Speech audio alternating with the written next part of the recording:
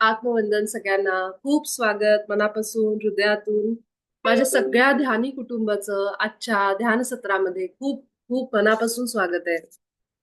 तुम्ही आजचा व्हिडिओ जर बघितला नसेल ग्रुपवरचा, तर मी पुन्हा एकदा सगळ्यांना विनंती करते की तो मराठीतली मुलाखत आहे देवरुखकर सरांची. ती ज्याच्यामध्ये त्यांनी डॉक्टर राम भोसले यांच्याबद्दल सांगितलंय, तर जरूर बघा, आठवणीने बघा. कारण ह्या मुलाखतींमधून आपल्याला बऱ्याचशा गोष्टी अशा शिकायला मिळतात. अशा अनुभव लोकांचे ऐकून आपली सुद्धा अंतःकरण शुद्धी होत असते. जेव्हा आपण प्रवचन म्हणतो, आपण एखाद्या मंदिरामध्ये प्रवचन कीर्तन जातो, तर त्याचं कारण ते असतं की ते काय सांगतायत त्या गोष्टी आपल्या मनामध्ये, सबकॉन्शियस माइंडमध्ये, आतमध्ये, अवचेतन मनामध्ये जात असतात. कदाचित ते सांगत असताना काही गोष्टी समजा आपल्याला पटत पण नसतील. असे विचार येतात ना की कधी कधी असं होतं, अरे असं खरंच असतं का, माझा विश्वास नाही बसत आहे ह्या गोष्टीवर. असं होत पण असेल, कारण ती माणसाची एक टेंडन्सी, ह्युमन नेचर आहे की जिथं आपण काही गोष्टींवर विश्वास ठेवत नाही, जोपर्यंत आपल्या डोळ्यांना त्या गोष्टी दिसत नाहीत. त्यामुळे काही चूक नाहीये असं असा विचार जर मनामध्ये आला, तर याचा अर्थ आपण जागरूक आहोत. आणि असे विचार येणं साहजिक आहे. पण ते विचार येत असताना काही गोष्टी आपल्या मनामध्ये जर पटत नसतील, विश्वास नसेल, तरी सुद्धा त्या आत चाललेल्या असतात. जेव्हा समोरची व्यक्ती ती आपल्याला सांगत असते. कुठल्याही मंदिरामध्ये, कुठेही आपण जेव्हा प्रवचन, कीर्तन जेव्हा ऐकत असतो, तेव्हा त्या गोष्टी नाही पटल्या तरी सुद्धा त्या आपल्या कानातून आपल्या आतमध्ये जाऊन, अवचेतन मनामध्ये जाऊन काही गोष्टी आपल्या शुद्धीकरणाचं काम करत असतात. तुम्ही बघा, अशा बऱ्याचशा गोष्टी, एखादा माणूस जर आजारी असेल आणि त्याला जर कुणी भेटायला गेलं आणि तिथं जाऊन नुसतं त्या माणसाला म्हणू दे, "अरे, मी तुला अगदी गॅरंटीनी सांगतो, पूर्ण विश्वासाने सांगतो, की तुझा हा आजार पूर्णपणे बरा होणार आहे." जितक्या आत्मविश्वासाने, जितक्या आपुलकीने आणि जितक्या खात्रीने तो माणूस बोलला, तर समोरच्या माणसाला नुसतं ते 2 शब्द ऐकून पण त्याला खूप बरं वाटतं आणि त्याचा आजार खरोखर, त्याची जी शक्ती जागृत होते ना, त्याच्यामुळं कदाचित त्याचे असं जर त्याला रोज सांगण्यात आलं, की डॉक्टरांनी जर त्याला सांगितलं किंवा अशा लोकांनी सांगितलं, की "अरे, तू होणार म्हणजे होणार." जरी खोटं-खोटं जरी सांगितलं, त्याची पत्रिका बघून नुसतंच, "मी तुझी पत्रिका बघितली, मी तुझी कुंडली बघितलीये, मी तुझे ग्रह बघितलेत, नक्षत्र बघितलेत," असं जरी त्याला सांगितलं खोटं-खोटं, की "तू बरा होणार आहेस." तर त्या माणसाला एक प्लॅसिबो इफेक्ट आपण ज्याला म्हणतो. म्हणजेच काय? ती गोष्ट खरोखर रिअॅलिटीमध्ये, वास्तवामध्ये नसताना सुद्धा ती आहे, असं त्या माणसाला सांगून त्याला बरं केलं जातं. त्याला इंग्लिशमध्ये प्लॅसिबो इफेक्ट असं म्हणतात. म्हणजे की वास्तव नसताना सुद्धा तशा पद्धतीने असं एक वातावरण तयार करणं आणि त्या माणसाला त्याच्यानेच बरं वाटायला लागतं. त्याला जेव्हा डॉक्टरांनी नुसतं सांगितलं जरी, तुझे सगळे रिपोर्ट नॉर्मल आहेत. नुसतं एवढं खोटं जरी सांगितलं, तरी सुद्धा त्याचे जे खरोखर जो आजार आहे, तो सुद्धा कमी होतो. आणि हे असे बरेचसे प्रयोग झालेले आहेत ऑलरेडी, ज्याला आपण प्लॅसिबो इफेक्ट असं म्हणतो. तर ह्या पद्धतीने सुद्धा आपण जेव्हा जाऊन कुणाजवळ बसतो आणि अशा गोष्टी ऐकतो, कदाचित त्या गोष्टींवर आपला विश्वास नाहीये. पण त्या ऐकण्याने सुद्धा कधी-कधी आपलं अंतःकरण शुद्ध व्हायला लागतं. अंतःकरण शुद्ध म्हणजेच काय? आपल्या चक्रांची हीलिंग व्हायला लागते. आपली चक्र संतुलनात यायला लागतात. अशा लोकांच्या सहवासात राहून, त्यांच्याबद्दल गोष्टी ऐकून सुद्धा आपल्या चक्र हील होतात, संतुलित होतात. कारण शेवटी काय आहे, जे आपण समजून घेतो, हे आपण कानाने घेतो ना, पहिलं श्रवण करतो. भाषा सुद्धा आपण शिकतो तेव्हा ती पहिली भाषा घरात ऐकतो जन्म झाल्यानंतर. काय बोलतीये माझी आई, वडील काय बोलतात, घरातली लोकं काय बोलतायत. हां, हे मराठीची भाषा आहे. म्हणजे ती भाषा आपण पहिल्यांदा ऐकून श्रवणानंतर आपण ती शिकायला लागतो.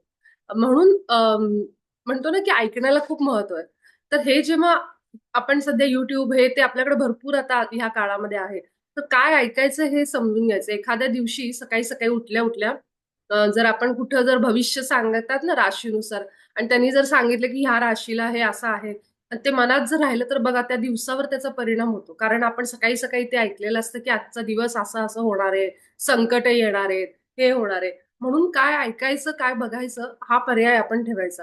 ज्यावेळेस आपल्यासमोर असं काहीतरी नकारात्मक कुणी ऐकत असेल, आपल्याबद्दल बोलत असेल, आपल्याला सांगत असेल, कट ऑफ, सरळ निघून जायचं तिथून किंवा ते ऐकायचं नाही, चॅनल बदलायचं, YouTube बदलायचं. मला हे ऐकायचंच नाही. कारण जेव्हा आपण ती गोष्ट ऐकतो, त्यानुसार आपलं सबकॉन्शियस माइंड आपोआप तुम्हाला समोर नाही दिसणार, पण ते वागायला लागतं तसं. कारण ते मनात फीट भरलं, की आजचा दिवस माझा संकटांनी भरलेला असेल, आजच्या दिवसामध्ये ह्या गोष्टी होतील. मग नकळत काय होतं, की ते मन त्याप्रमाणे वागायला लागतं. आपल्याला कळत सुद्धा नाही, की आपलं मन कधी ते ऐकून त्यांनी ते घेतलंय सगळं ओढून स्वतःकडे. त्यामुळं काय ऐकायचं, काय बघायचं हे सगळे ऑप्शन, हे पर्याय आपण अगदी काळजीपूर्वक हाताळायचे. आपल्या हातामध्ये मोबाईल आहे, इंटरनेट आहे, म्हणून असं ऐकू नका की ज्याच्यामुळे आपल्याला त्याचा त्रास होईल. तर काय ऐकायचं काय नाही हा खूप एक चांगला पर्याय आपण बघायचा. हे जे पॉडकास्ट आपण रोज एक ऐकला तरी खूप आहे. आपल्या वेळेनुसार, आपल्या कामकाजानुसार, पण गरजेचं आहे ऐकणं. रोजच्या रोज आपण जेवण करतो, रोजच्या रोज आपण काही गोष्टी करतो, त्याप्रमाणे रोजच्या रोज आपल्या मनाला हे देणं, की मी ज्या मार्गावर आहे, तिथं फक्त पैसा, नाती, आरोग्य ह्याच्यात गुरफटून मी नाहीये. ह्याच्या पण पलीकडे एक जग आहे. जे जगच महत्वाचं आहे, जे जगच शाश्वत आहे. जिथं म्हणजे आज एक शरीर सोडल्यानंतर माझा जो आत्मा आहे, माझी जी चेतना आहे, बुद्धी आहे, ती निरंतर प्रवास करते. आणि जर मी फक्त ह्या मायेमध्ये गुरफटून राहिले, की पैसा कमवणे, नोकरी करणे, घर सांभाळणे, नातं, मुलं बाळ ह्याच्यातच जर राहिले, तर माझी ह्याची प्रगती कधी होणार? जे मला ह्या जन्मामध्ये येऊन हे सगळं समजून घ्यायचं, की नेमकं आपण ह्या शरीराच्या बाहेर कोण आहोत? हे शरीर नसताना मी काय आहे? हे उद्या शरीर जाई मातीत. मग मी काय? मग माझ्याबरोबर काय आहे? मग माझी ही चेतना, हे विचार आहेत माझे, हे सगळं जे मी शिकली इथं, जे ऐकलंय ते आहे जे मला पुढच्या प्रवासामध्ये मदत करणार आहे. त्यामुळे सगळ्यांनी काळजी घ्या, की मी ग्रुपवर आता सगळेजण जर काही असं चांगलं मिळालं, तर हे टाकतातच, शेअर करतातच. तर जितकं त्याच्यातून घेता येईल, जितकं ऐकता येईल, वाचता येईल अशा गोष्टी, तितकं करा. कारण हेच आहे जे आपल्याला मदत करतं. कारण आपल्या सगळ्यांना माहितीये, की आपल्यासोबत काही येत नाही. सगळं इथंच सोडून जायचं हे आपल्या सगळ्यांना माहिती आहे. आपल्या संतांनी ह्याच्यावर खूप प्रवचनं दिली आहेत. पूर्ण गीता ह्याच्यावर बसलेली आहे. पण जे जातं आपल्यासोबत ती काय आहे, तर इथले अनुभव आणि आपण जे काही ज्ञान इथं घेतो, आपण जे काही ऐकतो, जे काही शिकतो, आपल्यामध्ये जो काही बदल होतो, आधी असणारी मी एकदम मी असणारी आणि आताची मी जो बदल झालाय, हा छोटा-मोठा बदल जो काही आहे, हा बदल म्हणजेच आपली शिदोरी आहे ज्ञानाची. जे ज्ञान घेऊन, जे ऐकून, अनुभव घेऊन माझ्यात बदल झालाय, ते सगळ्यात महत्वाचं आहे. त्याच्यासाठी आपल्याला इथं कुणी कौतुक करो ना करो, पण वर गेल्यानंतर म्हणजे त्या जगात गेल्यानंतर तिथं आपल्यासाठी कौतुक करणारे खूप जण आहेत आणि त्याचाच आपल्याला फायदा होणार आहे. आणि म्हणून ह्या गोष्टी जेव्हा आपण ग्रुपवर येतात, तेव्हा जरूर वेळ काढून ऐका. ज्यांना जमलं नाहीये नंतर ऐका, थोडा वेळ काढून. उद्या ऐका, पण ऐका जरूर. कारण ह्या गोष्टी आपल्या आतमध्ये जातात, ह्याच्यातून शिकायला मिळतं. महाअवतार बाबाजींबद्दल बोलेल तितकं कमी आहे. महाअवतार बाबाजी हे योगी आहेत. जसे आपण आता स्वामींचं, गजानन महाराजांची नावं ऐकलीत आपण. कारण ते संत होते, ते अवतार घेऊन आले इथं आणि त्यांनी समाजामध्ये वेगवेगळे लोकांपर्यंत हे सगळं पोहोचवलं, की कसं वागावं, काय हे सगळं त्यांनी सुधारणा म्हणा किंवा लोकांना अशा गोष्टी शिकवल्या. पण महाअवतार बाबाजींचं आपण कधी ऐकलं नाहीये, की काय नेमकं म्हणजे माझ्या तर इतके वर्ष कधी ऐकण्यात नव्हते महाअवतार बाबाजी. पण जसं मी ध्यानात आले, तसं महाअवतार बाबाजींबद्दल मला बऱ्याच गोष्टी कळल्या. मी त्यांचं एक युनिफाईड नावाचं तुम्हाला दाखवलं पण होतं पुस्तक, ज्याच्यावर त्यांचा फोटो आहे असा बसलेला आणि ते पुस्तकाचं मी तर केलं आणि नंतर मग मी सांगते माझे म्हणजे की खरंच आयुष्यात खूप बदल झाला आणि आता त्यांचं एक छोटंसं काम पण मला त्यांनी दिलंय बाबाजींनी. तर बस त्यांनीच करून घेणार आहेत ते माझ्याकडून. मला माहिती की त्यांची इच्छा म्हणजे ते करून घेतील, जे काय असेल ते. पण मला एकच सांगायचं की हे जेव्हा योगी लोकं म्हणजे महाअवतार बाबाजी योगी आहे आणि आज जसं त्या पॉडकास्टमध्ये सांगितलं की 2,500 जास्त 2,500 वर्षांपेक्षा जास्त असं त्यांचं वय सांगतात. बरेच जण 5,000 सांगतात, बरेच हजारो वर्ष आणि ते शरीरात आहेत असं म्हणतात. शरीराने भेटतात लोकांना ते. तर ते आहेत, नाहीयेत ह्याच्यापेक्षा आपण फक्त महत्वाचं काय समजून घ्यायचं, की बाबाजींनी काय सांगितलं. तर बाबाजींचं एक पुस्तक आहे युनिफाईड नावाचं. त्या पुस्तकाचा सगळ्याचा गाभा बाबाजींनी एकच सांगितलंय त्या पुस्तकाचं. त्याची इंग्लिश आणि मराठी दोन्ही हिंदी आणि इंग्लिश दोन्ही कॉपी माझ्याकडे आहेत. आणि मी ते सुरुवातीला थोडं लक्ष न देता कारण मला महाअवतार बाबाजी कोण आहेत हे माहित नव्हतं सुरुवातीला. जसं जसं मी ते सुरू केलं तेव्हा मला कळायला लागलं की सगळं एकीकडं आपल्याला सोडायचंय. ह्या जन्माचा प्रवास संपताना, शरीर सोडताना आणि सगळं सोडल्यानंतर आपल्यासोबत फक्त एकच गोष्ट राहणार आहे आणि ती म्हणजे प्रेम. कारण त्यांनी त्या पुस्तकात पण सांगितले की आत्मा हा जो आहे, आत्मा ही जी चेतना आहे त्याचं मूळ स्वभाव, मूळ रूप एकच आहे. प्रेम, हे ऐकताना मला आधी खूप लोकांकडून अरे तुम्ही प्रेमाने वागा, प्रेमाने बोला, हे करा. जे आपल्या ह्या समाजात शक्य नाहीये असं आपल्याला वाटतं, की कसं आपण करायचं, किती प्रेमाने लोकांना हे करायचं, किती जीव लावायचा, किती चांगलं वागायचं. कारण ह्या समाजात राहून हे फार अवघड आहे. ज्या लोकांबरोबर, कारण आपल्याबरोबर ती पण तशी बदलली पाहिजे असं आपल्याला वाटतं, जे की होत नाही. मला असं वाटायचं असं का बाबाजींनी सांगितलं असेल? पण त्याच्या मागे त्यांनी इतकं सुंदर सांगितलंय. मावतर बाबाजींच्या त्या पुस्तकामध्ये त्यांनी सांगितलंय, की त्यासाठी तुम्ही हे रात्री झोपताना एक साधी सोपी क्रिया, ज्याला मी इतकं सुरुवातीला असं म्हटलं, हे करून काय होणार आहे असलं करून? की रोज झोपताना डोळे मिटायचे आणि सगळ्या पृथ्वीला प्रेम पाठवा. फक्त म्हणायचं, की मी सगळ्यांना प्रेम आणि प्रकाश पाठवते. सगळ्या लोकांना, सगळ्या आत्म्यांना जे आपल्या आयुष्यात आहेत आता, ज्यांच्यामुळं आपल्याला काही त्रास होतोय, आपल्या परिवारातले असतील, ऑफिसमधले असतील, त्या लोकांची सगळ्यांची हृदयामध्ये त्यांची आठवण करायची आणि त्यांना सगळ्यांना प्रेम आणि प्रकाश वाटायचा, म्हणजे पाठवायचा आपल्याकडून. तर मी म्हणलं हे असलं करून थोडीच काय आपल्यामध्ये बदल होणार आहे का त्यांच्यात बदल होणार आहे? हे मला त्याच्यावर विश्वासच नव्हता खूप दिवस. म्हणून मी ते ट्रेनिंग म्हणजे जे वर्कशॉप मी केलं ते खूप लाईटली घेतलं. खूप अगदी असंच घेतलं होतं.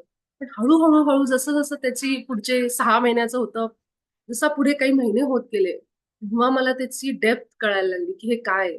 आणि जसे बाबाजींनी त्याच्यात जे सांगितलंय की तुम्ही हृदयावर हा जो पार्ट आहे हे आपली की आहे. हे आपली चावी आहे. तुम्ही ध्यान करताना सुद्धा थोडा वेळ का होईना आपल्या हृदयाचा जो भाग आहे, आपल्या छातीचा भाग आहे, तिथं थोडा वेळ का होईना थोडंसं लक्ष केंद्रित करायचं. तिथून श्वास घ्यायचे हृदयातून आणि हृदय जागृत आपलं त्याचा प्रयत्न करायचा आणि मग हृदयावर तुम्ही श्वास घ्यायला लागलात, की मग तिथून तुम्ही प्रेम आणि प्रकाश त्या लोकांना पाठवा आणि तिथं नेहमी केंद्रित व्हा. असं बाबाजींच्या पुस्तकामध्ये त्या सांगितलं आहे. आता बाबाजींचं बोलायचं झालं तर बाबा योगी आहेत. तर ते असं आपल्या बाकीच्या संतांप्रमाणे लोकांना माहित नाहीये. गजानन महाराज असतील, स्वामी समर्थ त्यांच्यात आणि त्यांच्यात फरक आहे. तर बाबाजी जे आहेत मावतर बाबाजी हे योग साधनेवरच त्यांचं आहे सगळं आणि ते क्रियायोग जो प्रकार आहे, जो कुंडलिनीवर आपल्या चक्रांवर आहे, त्या क्रियायोगमध्ये बाबाजींचं नाव आहे आणि लोकं करतात सुद्धा क्रियायोग आज. खूप मोठ्या प्रमाणावर आणि त्याला त्यांचे अनुभव पण आहेत. बऱ्याच लोकांना महावतार बाबाजींचे अनुभव आहेत. तर जसे आपले गुरु आहेत बाकीचे महाराष्ट्रात आपण जे म्हणतो गजानन महाराज, स्वामी समर्थ, साईबाबा, त्याप्रमाणेच महावतार बाबाजी सुद्धा योग साधनेमध्ये खूप आहेत. म्हणजे खूप लोकांना अनुभव देतात. आणि त्याचनुसार माझ्या सुद्धा आयुष्यात बाबाजी आले आणि ते कनेक्शन शंकर बाबांची मी सुद्धा शिष्य होते. गुरु मानलं होतं मी शंकर बाबांना. त्यांची माझ्याकडनं जी काही सेवा घडली, ती त्यांनी करून घेतली आणि नंतर मग हे सगळं कनेक्शन हळू असं हे झालं. तो आज मुलाखत ऐकताना मला ते सगळं डोळ्यापुढे येत होतं, की कसं कोण कुठून जोडलं जातं. आणि म्हणून मी नेहमी म्हणते ना, इथं असणारा एकही व्यक्ती असा नाहीये, की ज्याची साधना नाहीये. ह्या जन्मात नसेल, तुम्हाला वाटत असेल ह्या जन्मात मी आत्ताच ध्यानाशी जोडले गेले. पण ती मागच्या जन्मातली साधना आहे जी तुम्हाला इथं आणली आणि प्रत्येकावर गुरूंचा वरद हस्त आहे, कृपा आहे. त्याशिवाय इथं तुम्ही असूच शकत नाही. हे मी खात्रीने सांगते, की प्रत्येक जण इथं असणारा, येणारा, ध्यानाला येणारा, हा प्रत्येक जण गुरु कृपेमुळे इथं आहे. स्वामी असतील, गजानन महाराज असतील, गुरु कृपा असल्याशिवाय माणूस ध्यानाला बसूच शकत नाही. हा माझा विश्वास आहे. कारण त्याला ती प्रेरणाच होत नाही, की आपण बसावं आणि ध्यान करावं, आपण कुठलीही साधना करावी. ही साधनेपर्यंत यायची जी स्टेप आहे, ही पायरी आहे. त्याच्या आधीच्या ज्या पायऱ्या आहेत, त्या सगळ्या तुमच्या झालेल्या आहेत आणि म्हणून तुम्ही आता ह्या पायरीला आहात. तर त्यासाठी ह्या ध्यानासोबतच हे जे काही अशा मुलाखती आहेत, त्या जरूर ऐका. कारण त्याच्यातनं आपल्याला ज्या दिवशी वाटतं, की मला सगळं येतं आणि मला काही ऐकायची गरज नाही, त्या दिवशी आपण काहीतरी नुकसान करून घेतोय स्वतःचं एवढं समजायचं. त्यामुळे शिकत राहायचं, ऐकत राहायचं. कारण हे जे अनुभव आहेत, हे आपल्याला पुस्तकात वाचायला वेळ मिळत नाही किंवा काही नाही, तर अशा मुलाखतींमधून आपल्याला ते ऐकायला मिळतात. जसं आपण संतांचं चरित्र ऐकतो, त्याप्रमाणेच ह्या मुलाखती सुद्धा आपल्यापर्यंत पोहोचवल्या जातात. मी म्हणलं ना, हे सगळं परफेक्ट प्लॅनिंग आहे. त्यामुळे हे कोणी कुठल्या वेळेस आपल्याबरोबर येतायत ह्या गोष्टी, ह्या आपल्याला ऐकण्यासाठी त्या पाठवल्या जातायत. तुम्ही हे ऐका आणि ह्याच्यातून प्रेरणा घेऊन तुमची साधना सुरू ठेवा. त्यामुळे सगळेजण मी सगळ्यांनाच रिक्वेस्ट करेन, की रेकी, ध्यान ह्या गोष्टी बिलकुल लाईटली घेऊ नका. अगदी विश्वासाने आपल्या गुरूंना बोलवून त्यांच्या सान्निध्यामध्ये ह्या ह्या साधना सुरू ठेवा, जशा तुम्ही आत्ता करताय. ठीक आहे? तर आपण सगळेजण आपल्या आजच्या साधनेला सुरुवात करू. आपण सगळेजण ध्यान अवस्थेमध्ये येऊ. डोळे मिटून पाठीला आराम घेऊन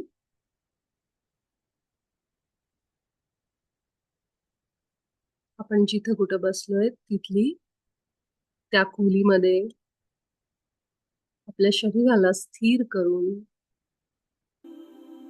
आजच्या साधनेची सुरुवात करूया.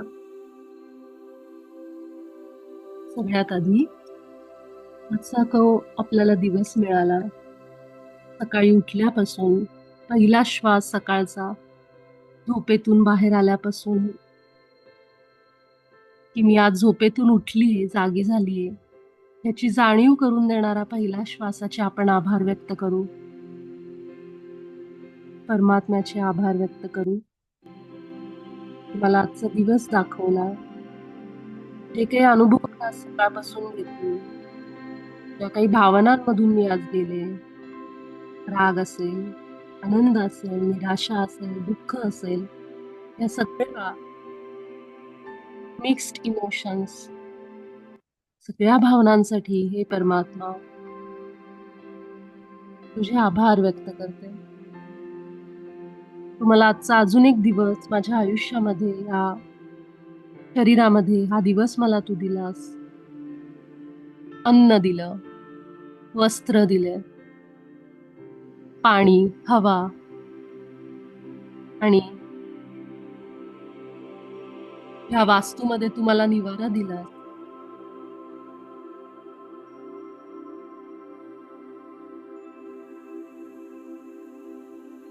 त्यासाठी मी तुझे आभार व्यक्त करते.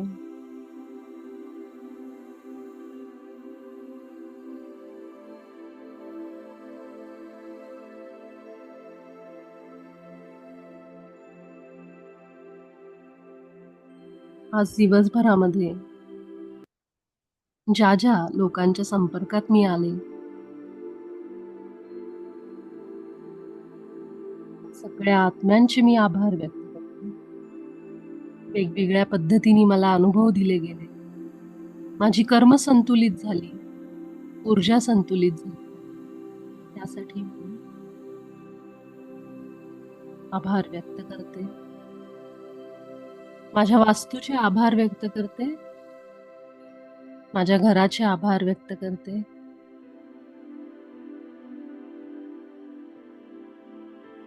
हे परमात्मा, परम चैतन्य आहे जे माझ्या शरीरामध्ये वाहतंय. माझ्या या हाडामासाच्या पंचतत्वांनी बनलेल्या शरीराला तुझ्या शक्तीने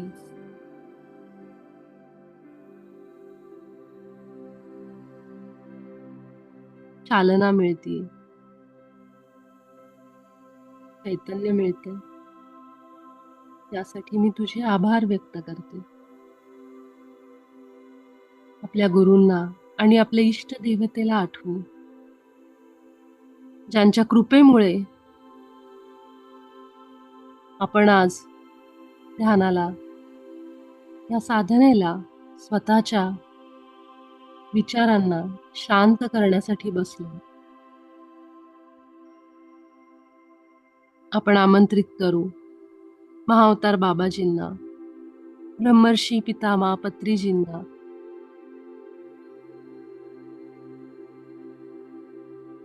भगवान श्री महादेवांना,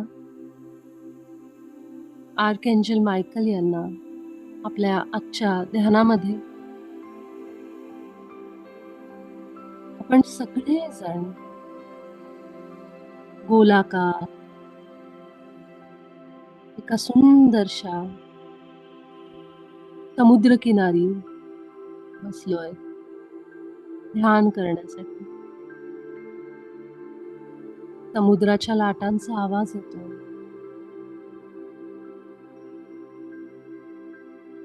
आपण सगळेजण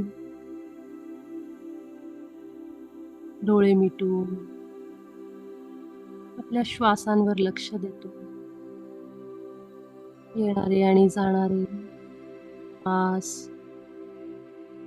आपल्यासोबत महाअवतार बाबाजी आहे,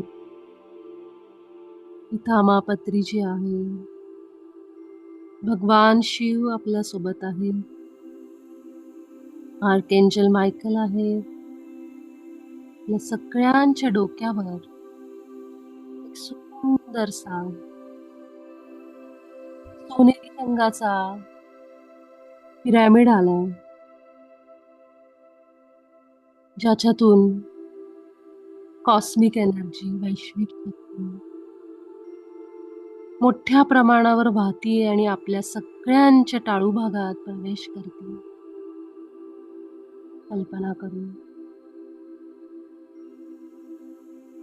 तो प्रकाश सोनेरी रंगाचा आपल्या सगळ्या शरीरात प्रवेश करतो. आपले गुरु, आपली इष्टदेव, ज्यांच्यावर आपली खूप श्रद्धा आहे, ज्यांच्या कृपेमुळे आपण इथं आहोत, ते सुद्धा आपल्यासोबत आज गोलाकार बसून ध्यान साधना करतायत. सगळ्यांचं लक्ष स्वतःच्या श्वासात,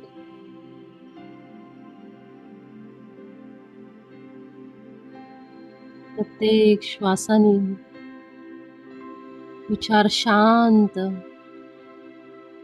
अजून शांत होताय.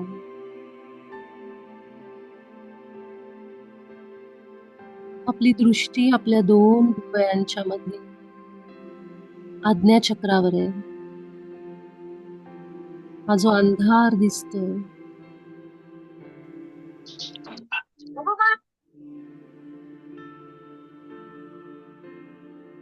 त्या अंधारामध्येच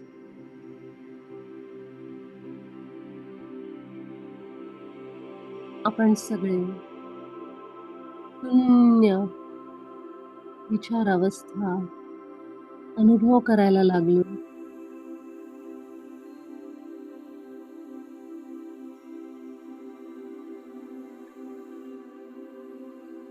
अजिबात डोळे उघडायचे नाही. काहीही झालं तरी सगळं लक्ष आपलं आपल्या श्वासाने.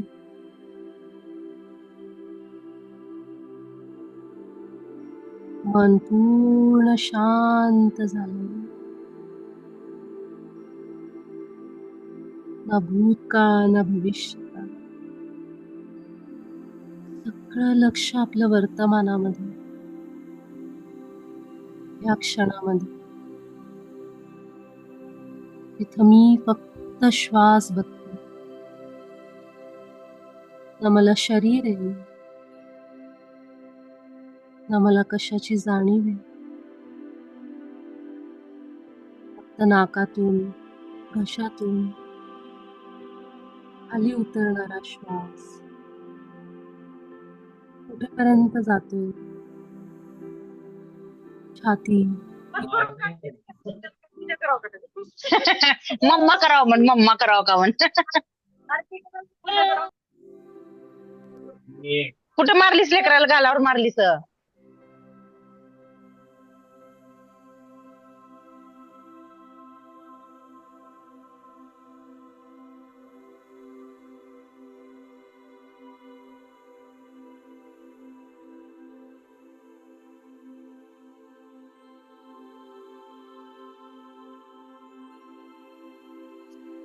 सगळं लक्ष आपलं छाती, पोट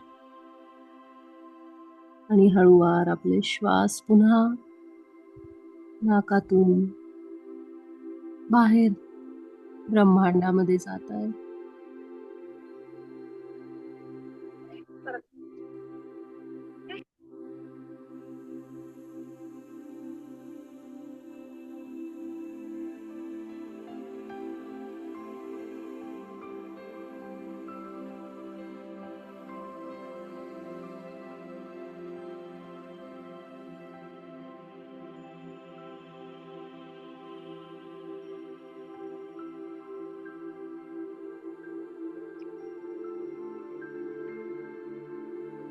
एक एक श्वासांसोबत एकरूप होऊन जाऊ.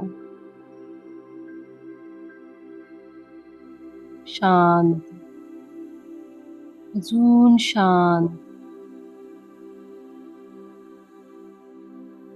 पूर्ण लक्ष आपलं आतल्या जगामध्ये.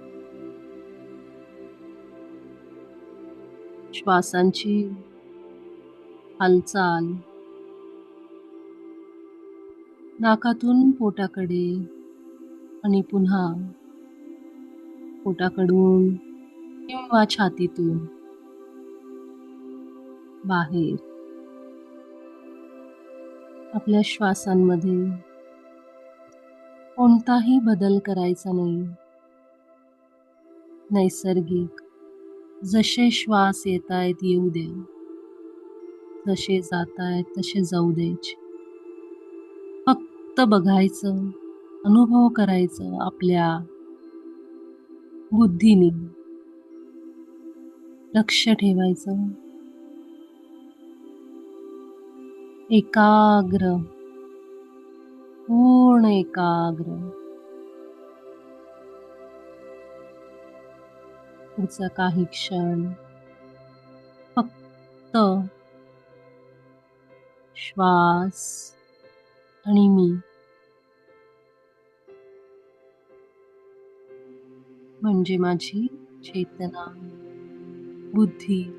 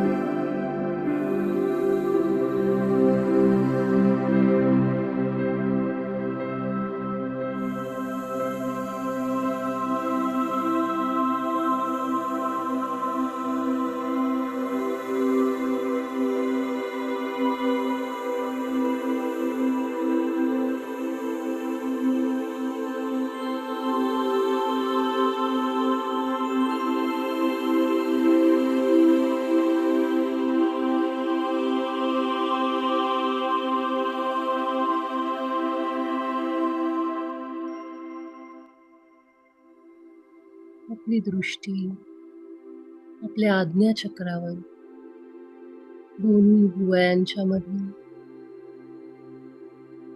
लक्ष केंद्रित करू.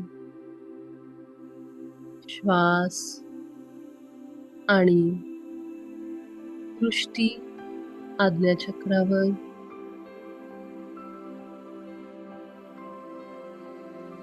अगदी हलकी दृष्टी ठेवायची दोन्ही भुवयांच्या मध्ये.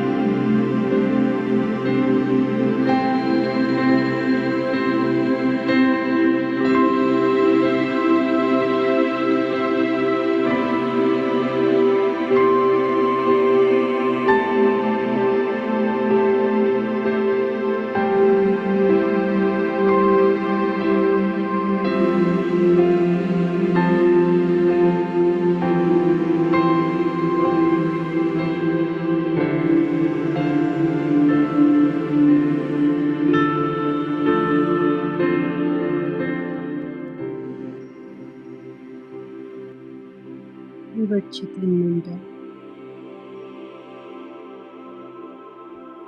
आपलं लक्ष आपल्या हृदयावर घेऊन छातीच्या मध्यभागी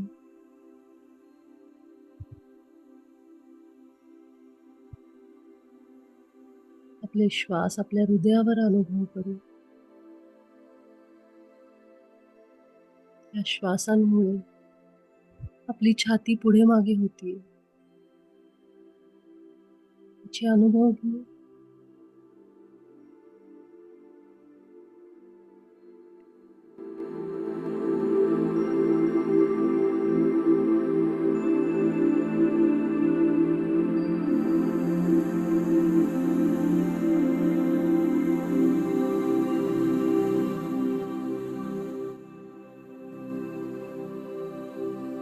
हे परमात्मा,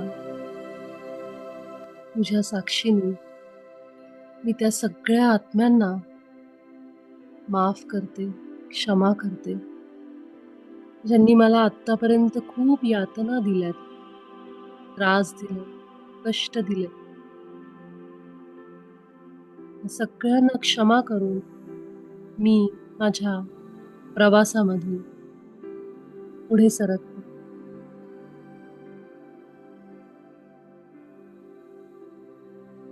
आणि त्या सगळ्यांची मी माफी मागते, क्षमा मागते, ज्यांना कळत न कळत माझ्याकडून त्रास झाला, माझ्यामुळे त्रास झाला, कष्ट झाले, यातना झाल्या, माझ्या बोलण्यातून, कृतीतून. या सगळ्यातून मी स्वतःला मुक्त करते. या सगळ्या आत्म्यांची माफी मागते.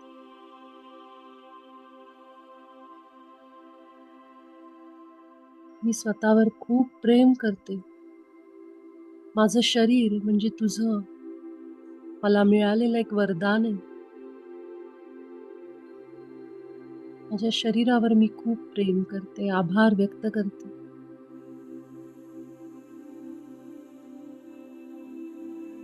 आपण सगळेजण आजच्या या ध्यानातून बाहेर येण्यासाठी तयार.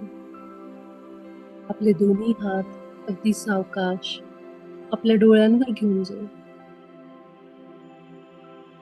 5, 4, 3, 2, 1, 0. अगदी सावकाश आपले डोळे उघडू. आपले हात संपूर्ण शरीरावरून फिरवू. अगदी हृदयातून आभार व्यक्त करू. प्रणाम करू आपल्या गुरूंना, इष्टदेवतेला. महाअवतार बाबाजी, ब्रह्मर्षी पितामह पत्रीजी, भगवान शिवला, आर्कएंजल मायकल यांना आपल्या सगळ्यांचे आभार. भेटू आपण उद्याच्या सत्रात.